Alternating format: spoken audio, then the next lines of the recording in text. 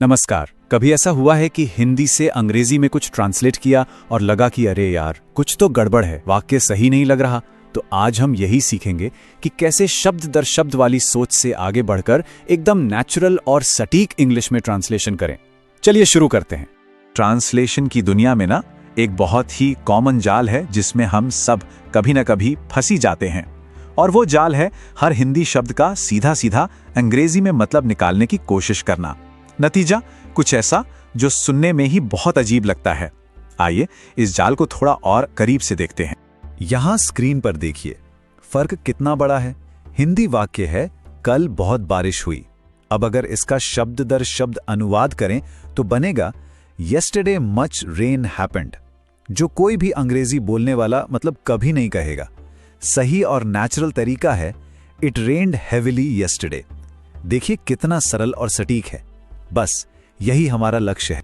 तो सवाल ये है कि इस जाल से बचे कैसे। इसका जवाब है भाव से भाव अनुवाद। मतलब ऐसा सोचिए कि आप शब्दों को नहीं बल्कि उनके अंदर छिपे हुए मैसेज को, उनकी भावना को पहुंचा रहे हैं। हमें वाक्य के मूल संदेश को पकड़ना है। असल में यही असली चाबी है। देखिए, एक अच्छे ट्रांसलेशन के बस 3 सुनहरे लक्ष्य होते हैं। पहला, मतलब बिल्कुल नहीं बदलना चाहिए। दूसरा, अंग्रेजी की ग्रामर एकदम सही होनी चाहिए। और तीसरा, जो शायद सबसे जरूरी है, वाक्य ऐसा लगना चाहिए जैसे किसी अंग्रेजी जानने वाले ने ही लिखा या बोला हो।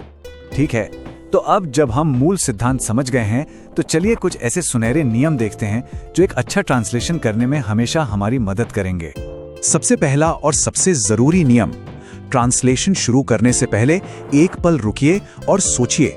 खुद से पूछिए ये वाक्य असल में कहना क्या चाहता है। शब्दों के जंगल में खोने से पहले हमें संदेश का सार समझना होगा।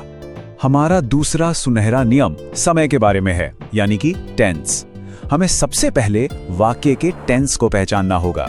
बात बीते हुए कल की हो रही है, आज की या आने वाले कल की, ये तय करना ट्रांसलेशन का एक बहुत ही महत्वपूर्ण कदम है। और मजे की बात यह है कि ये बहुत आसान है। जरा इस टेबल को देखिए। अगर वाक्य के अंत में था, थी, थे दिखे तो वो पास्ट टेंस है हैं का मतलब है प्रेजेंट टेंस, और अगर होगा, होगी है तो मतलब है फ्यूचर टेंस। बस इतना ही। ये एक शानदार शॉर्टकट है ना। अब बात करते हैं सब्जेक्ट वर्ब अग्रीमेंट की। हाँ, ये सुनने में थोड़ा मुश्किल लग सकता है पर है बहुत आसान। अंग्रेजी में क्रिया यानी वर्ब सब्जेक्ट के हिसाब से बदलती है। जैसे ही गोज होता है लेकिन दे गो होता है। ये छोटी सी डिटेल आपके ट्रांसलेशन को बहुत प्रोफेशनल बना सकती है। हिंदी बोलने वालों के लिए ये एक आम चुनौती है। आर्टिकल्स ए एंड द जैसे छोटे छोटे शब्द ये हिंदी में उतने जरूरी नहीं होते, लेकिन अंग्रेजी में ये वाक्य का मतलब पूरी तरह से बदल सकते हैं। तो इन पर खास ध्यान देना होगा। हमारा 5वां और आखिरी नियम, हमेशा एक्टिव वॉइस को प्राथमिकता दें। हिंदी में हम अक्सर पैसिव वॉइस का इस्तेमाल करते हैं, जैसे यह काम मेरे द्वारा किया गया। लेकिन अंग्रेजी में आई डिड दिस वर्क ज्यादा सीधा, पावरफुल और नेचुरल लगता है। तो अब इन सभी नियमों को एक साथ कैसे इस्तेमाल किया जाए? चलिए अब एक practical step by step process देखते हैं जिसका इस्तेमाल किसी भी वाक्य का अनुवाद करने के लिए किया जा सकता है। ये रही हमारी 5 स्टेप वाली विधि। पहला कदम, पूरे वाक्य को ध्यान से पढ़ें। दूसरा, अगर कोई मुश्किल शब्द है तो उसका मतलब समझें। तीसरा, टेंस पहचानें जो हमने अभी सीखा। चौथा, एक सरल सा अंग्रेजी वाक्य बनाएं। और 5वां, और ये बहुत जरूरी है, अपने वाक्य की ग्रामर और फ्लो की जांच करें और उसे बेहतर बनाएं। ठीक है, थ्योरी की बातें बहुत हो गई। अब समय आ गया है कि इस 5 स्टेप वाली विधि को एक असली उदाहरण पर लागू करके देखा जाए। हमारा उदाहरण है, यदि तुम मेहनत करोगे तो सफलता अवश्य मिलेगी। ये एक बहुत ही अच्छा और मोटिवेशनल वाक्य है।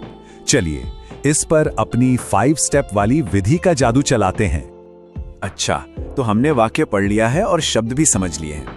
तो अब हम सीधे तीसरे स्टेप पर आते हैं, टेंस की पहचान। करोगे और मिलेगी ये साफ साफ बता रहे हैं कि ये भविष्यकाल यानी फ्यूचर टेंस है। अब चौथा स्टेप, एक सरल अंग्रेजी वाक्य बनाना। टेंस और मतलब को ध्यान में रखते हुए हमारा पहला ड्राफ्ट हो सकता है, if you work hard you will succeed. ये एक अच्छी शुरुआत है। और अब आता है आखिरी सबसे जरूरी स्टेप, सुधार। क्या हम इसे और बेहतर बना सकते हैं? बिल्कुल।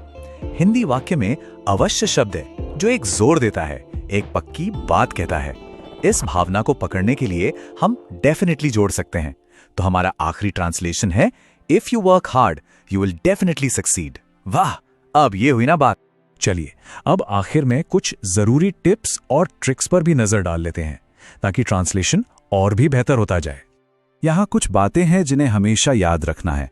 शब्द दर शब्द अनुवाद से बचें, हमेशा टेंस का ध्यान रखें, और हाँ, सफलता के लिए रोज अभ्यास करें और अपने ट्रांसलेशन को जोर जोर से पढ़ें। इससे खुद ही पता चल जाता है कि ये सुनने में नेचुरल लग रहा है या नहीं। तो ये सब मेहनत करनी क्यों है? क्योंकि अच्छा ट्रांसलेशन सिर्फ एक स्किल नहीं है, ये एक सुपर पावर है। ये आपको एग्जाम में बेहतर नंबर दिलाएगा, आपकी बोलचाल की अंग्रेजी को सुधारेगा और आपकी राइटिंग स्किल्स को एक नए लेवल पर ले जाएगा। तो इस पूरी बातचीत को खत्म करने के लिए एक सवाल, जो कुछ भी आज सीखा है उसका इस्तेमाल करके आज आप कौन सा आइडिया या कौन सी कहानी भाषा की सीमाओं के पार पहुंचाएंगे? सोचिएगा जरूर।